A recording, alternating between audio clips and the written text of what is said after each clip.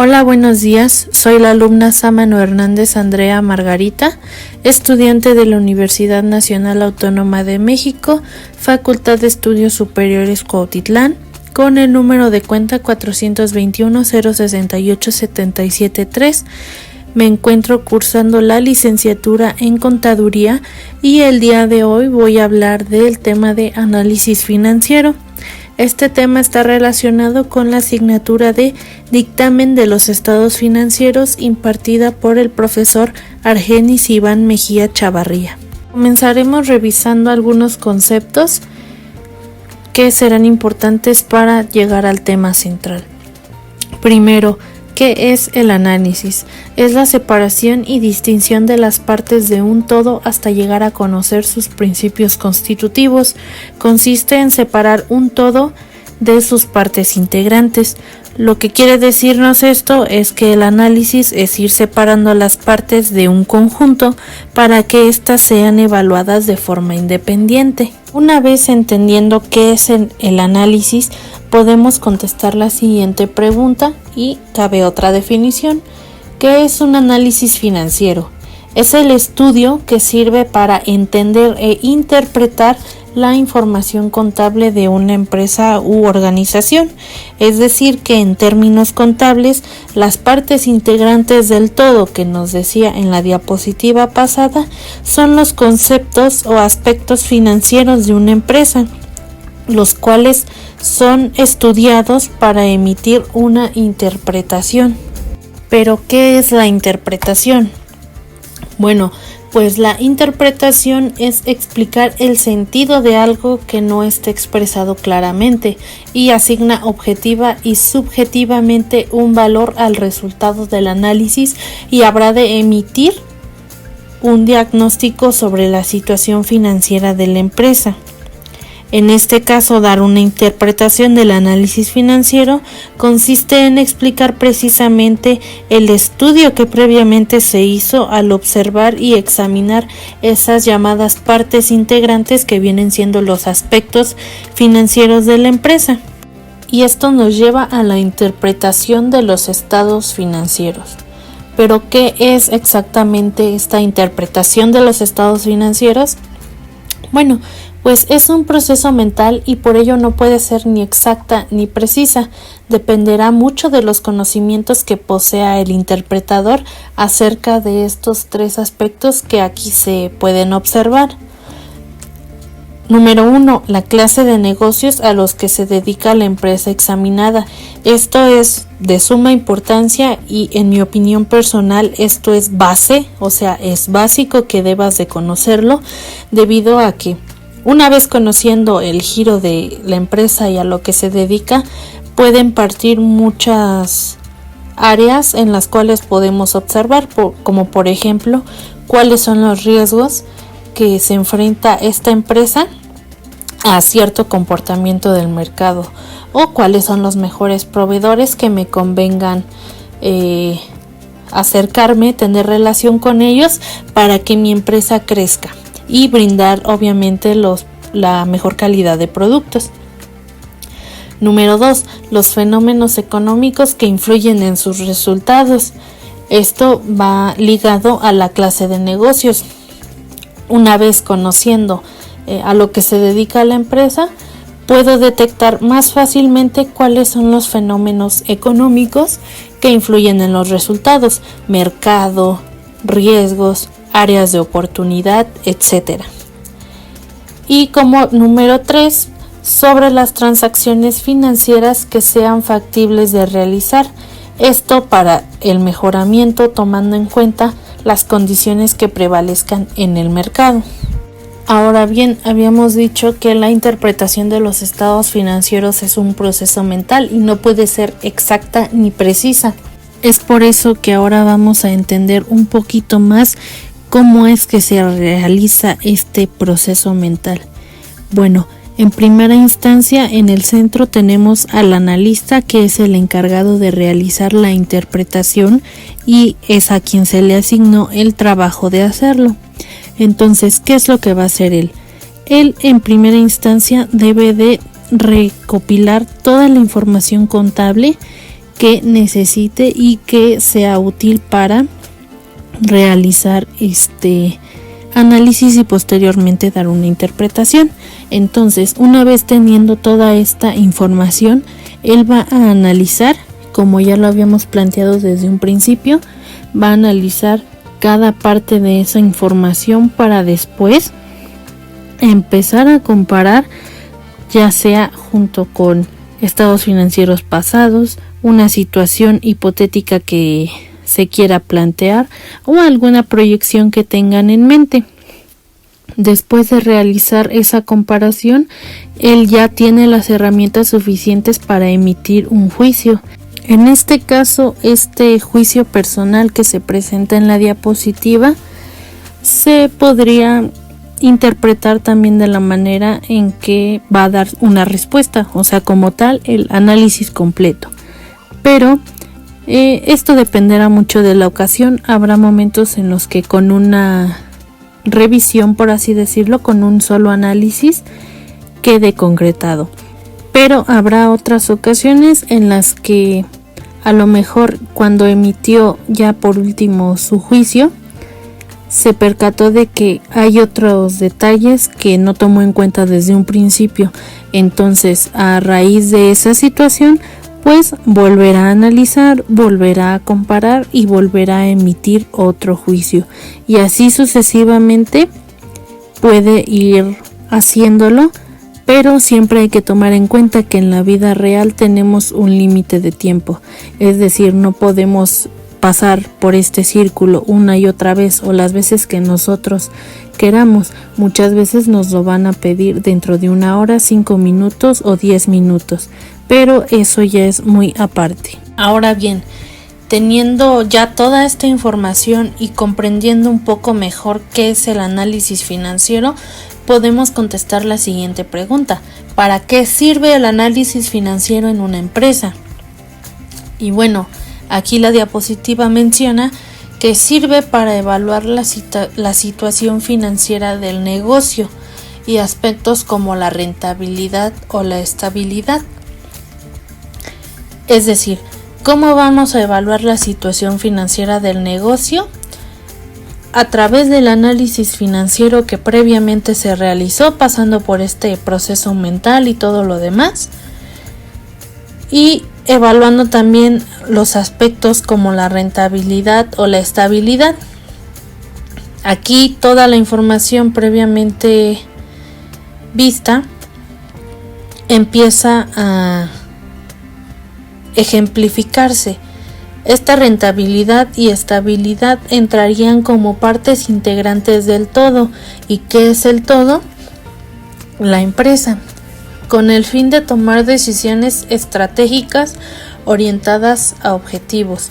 Una vez haciendo todo este estudio del análisis que evalúa la situación financiera del negocio, de ahí podemos partir a tomar las mejores decisiones que le convengan a la empresa.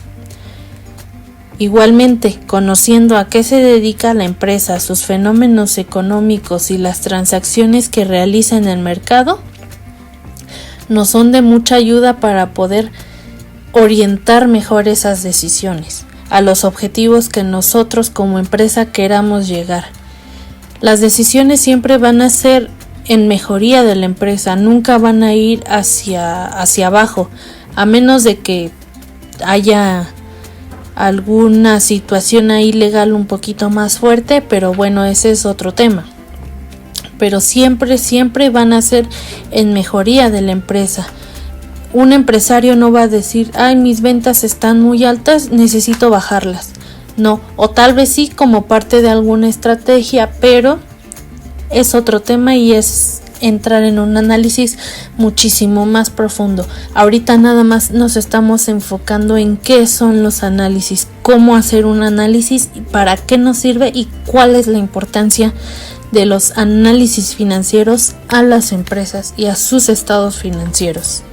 La importancia de estos análisis de los estados financieros entra en que es un componente indispensable de la mayor parte de decisiones.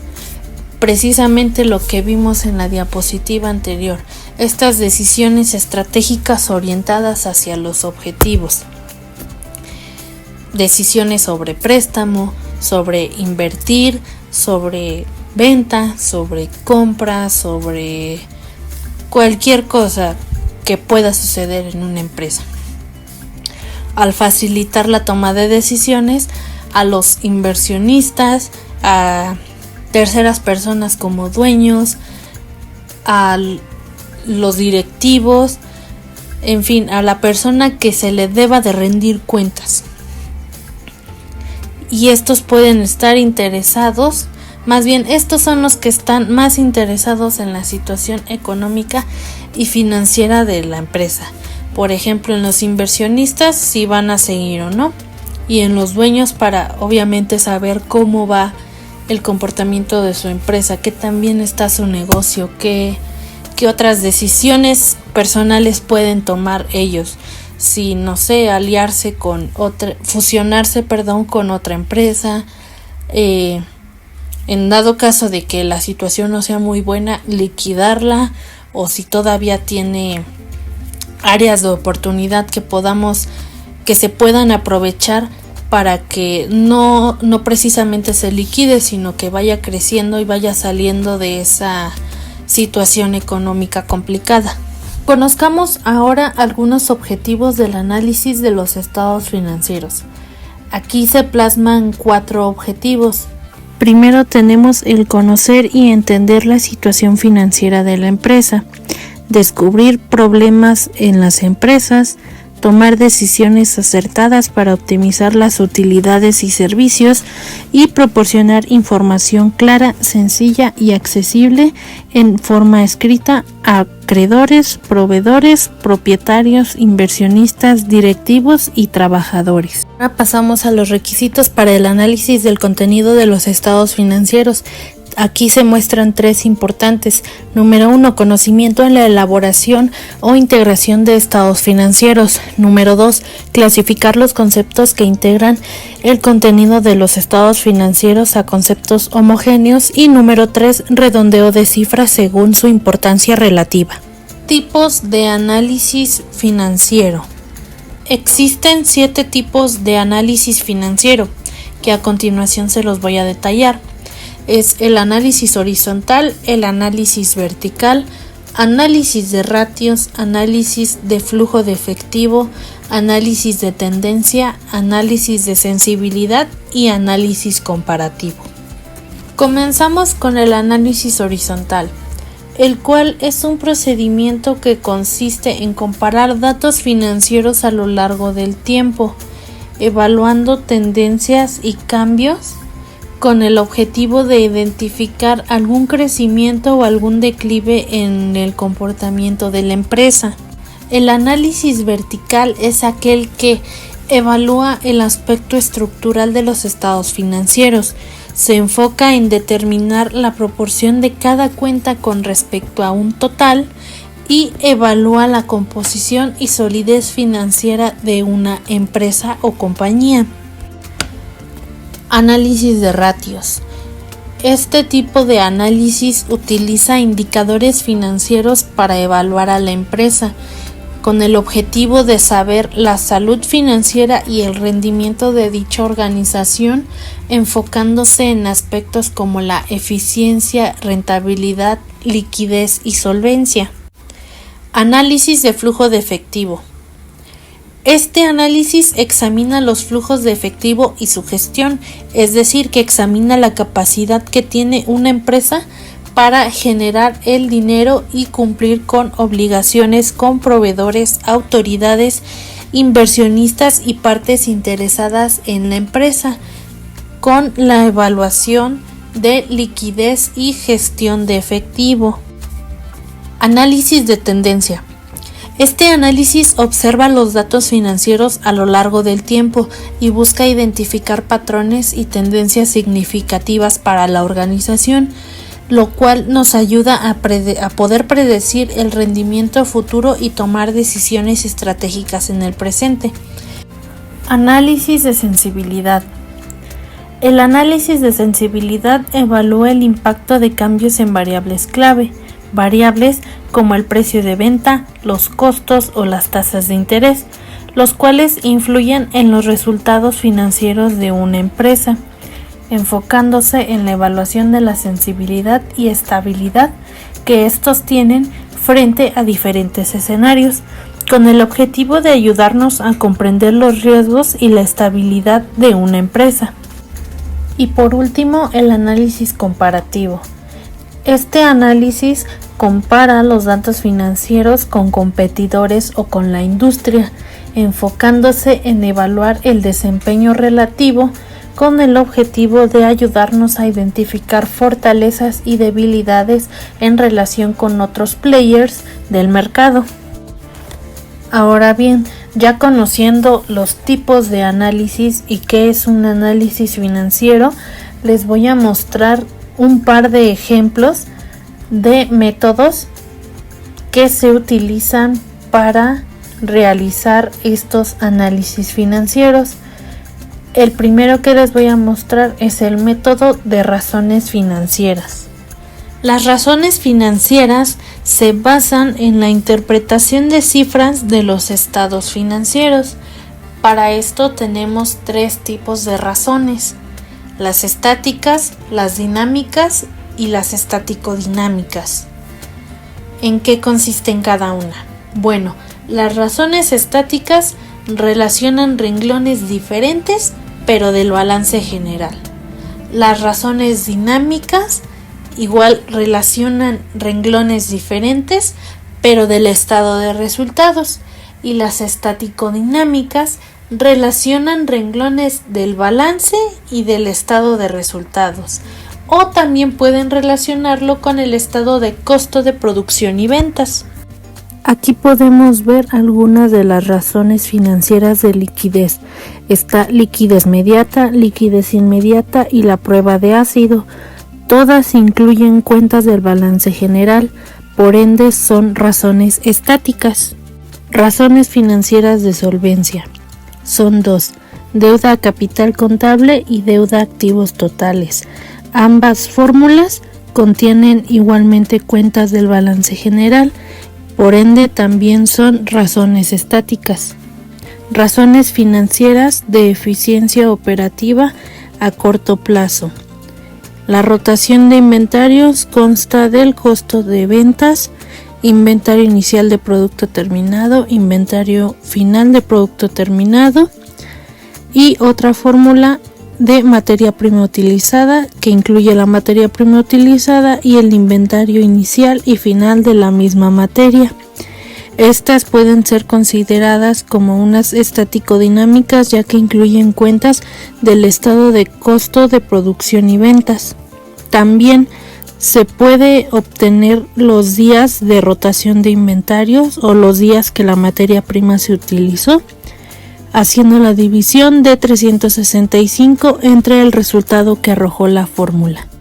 Otra de las razones financieras de eficiencia operativa a corto plazo es la producción en proceso, la cual incluye cuentas como la producción terminada, el inventario inicial de producción en proceso y el inventario final. Igualmente podemos sacar los días en los que la producción en proceso se está haciendo, dividiendo 365 entre el resultado que arroja la fórmula. Igual esta fórmula es una razón estático-dinámica, ya que incluye cuentas del balance y del estado de costos. Igualmente, para este tipo de razones financieras de eficiencia operativa hay razones para las cuentas por cobrar y las cuentas por pagar. En este caso sería la rotación de cuentas por cobrar, que nos incluye cuentas del estado de resultados y del balance general. Igualmente podemos sacar los días de acuerdo al resultado que nos arroja la primera fórmula. Por último, en eficiencia operativa a corto plazo tenemos la razón financiera de rotación de cuentas por pagar, la cual consta de utilizar las cifras de compras netas, saldo inicial de cuentas por pagar, saldo final de cuentas por pagar, e igualmente podemos sacar los días dividiendo los 365 días del año entre el resultado que nos arroja la razón financiera. Aquí tenemos las razones financieras de eficiencia operativa, pero a largo plazo. Estas son dos: productividad sobre activo fijo o activo productivo y productividad sobre activo total. En estas dos razones podemos ver que se relacionan cuentas tanto del estado de resultados como del balance general. Es por eso que son consideradas estático-dinámicas.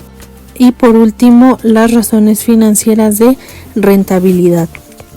Estas son 4 y miden el margen de utilidad neta, el retorno de activos, el retorno de capital total y el retorno de capital contribuido o capital social. Estas 4 igual pueden ser consideradas unas razones financieras estático-dinámicas debido a que utilizan una cuenta del estado de resultados, que es la utilidad neta, las ventas netas también, y también ocupan cuentas del balance general, como lo es el capital contable, utilidad del ejercicio y los activos. Pasamos al ejemplo del método de porcientos integrales. En esta diapositiva se observa un estado de situación financiera de la Industrial Piscis S.A.D.C.B., en donde podemos observar sus activos, sus pasivos y su capital con sus cifras correspondientes. En este caso, como primer paso, vamos a dividir lo que es el 100% en activo circulante, el 100% de activo fijo, el 100% de pasivo a corto plazo, a largo plazo, capital contribuido y capital ganado. Entonces, cada una de las cuentas que conforman estas pequeñas secciones va a dividirse entre el total de las mismas, es decir, por ejemplo, pasivo, proveedores entre el total de pasivo a corto plazo nos da un porcentaje de 82.14. ¿Y qué nos quiere decir? Que el 100% del valor de los pasivos a corto plazo, un 82.14% lo ocupan proveedores. Y la segunda columna nos da a entender el mismo mecanismo, solo que ahora en el caso de los activos, la suma del activo va a ser el 100%, la suma del pasivo el 100% y la suma del capital va a ser el 100%. Entonces, en esta ocasión vamos a dividir lo que es, por ejemplo, clientes entre el total, que serían 337,800 pesos entre 4,661,300, arrojándonos un porcentaje de 7.25%. Y esto nos quiere decir que de todo el activo, de toda la suma de ambos conceptos, los clientes ocupan un 7.25% del valor total. Y en el caso de pasivo y capital hay una tercera columna, las cuales sigue siendo la misma mecánica, nada más que la suma del pasivo más el capital va a ser el 100%. Aquí tenemos el estado de resultados de Muebles BTR S.A.D.C.B. igualmente al 31 de diciembre de 2023, mostrándonos las ventas, rebajas, ventas netas, utilidades, gastos, RIF, impuestos y utilidad neta. De este lado podemos observar que se calcularon las razones de liquidez y las de solvencia. Por ejemplo, en liquidez tenemos que la liquidez inmediata es de 4.32 pesos, lo que quiere decir que por cada peso de pasivo tenemos 4.32 pesos de activo para cubrirlo. De este otro lado tenemos el cálculo de las razones financieras de eficiencia operativa a corto plazo, largo plazo y rentabilidad. Por ejemplo, en rentabilidad, el margen de utilidad neta, tenemos que es la división entre utilidad neta y ventas netas, dándonos un resultado de 0.28. Este resultado se va a pasar a porcentajes, es decir, que no se va a quedar en pesos o en centavos. Entonces, lo que nos quiere decir es que la utilidad neta vale el 28% de todas las ventas que esa empresa realizó. Método de porcientos integrales. ¿Qué consiste este método? En observar el comportamiento de los diferentes rubros del balance general y del estado de resultados. ¿Para qué? Para detectar algunos cambios significativos que pueden tener su origen en errores administrativos. Pasamos al ejemplo del método de porcientos integrales. En esta diapositiva se observa un estado de situación financiera de la Industrial Piscis S.A.D.C.B., en donde podemos observar sus activos, sus pasivos y su capital con sus cifras correspondientes. En este caso, como primer paso, vamos a dividir lo que es el 100% en activo circulante, el 100% de activo fijo, el 100% de pasivo a corto plazo, a largo plazo, capital contribuido y capital ganado. Entonces, cada una de las cuentas que conforman estas pequeñas secciones va a dividirse entre el total de las mismas, es decir, por ejemplo, pasivo, proveedores entre el total de pasivo a corto plazo nos da un porcentaje de 82.14. ¿Y qué nos quiere decir? Que el 100% del valor de los pasivos a corto plazo, un 82.14% lo ocupan proveedores.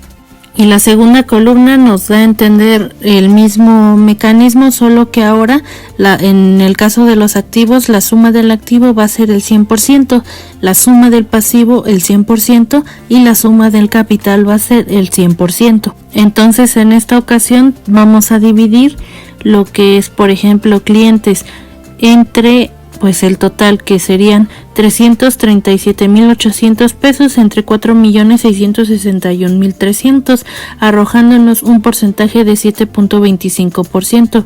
Y esto nos quiere decir que de todo el activo, de toda la suma de ambos conceptos, los clientes ocupan un 7.25% del valor total. Y en el caso de pasivo y capital hay una tercera columna, las cuales sigue siendo la misma mecánica, nada más que la suma del pasivo más el capital va a ser el 100%. Ahora, con el estado de resultados de la Industrial Piscis, vamos a tener que siempre las ventas van a ser el 100%, y de ahí vamos a realizar las divisiones correspondientes para saber cuánto porcentaje tenemos de costo de venta, cuántos fueron nuestros gastos operativos, cuánto nuestra utilidad después del RIF y cuánto nos queda de utilidad neta.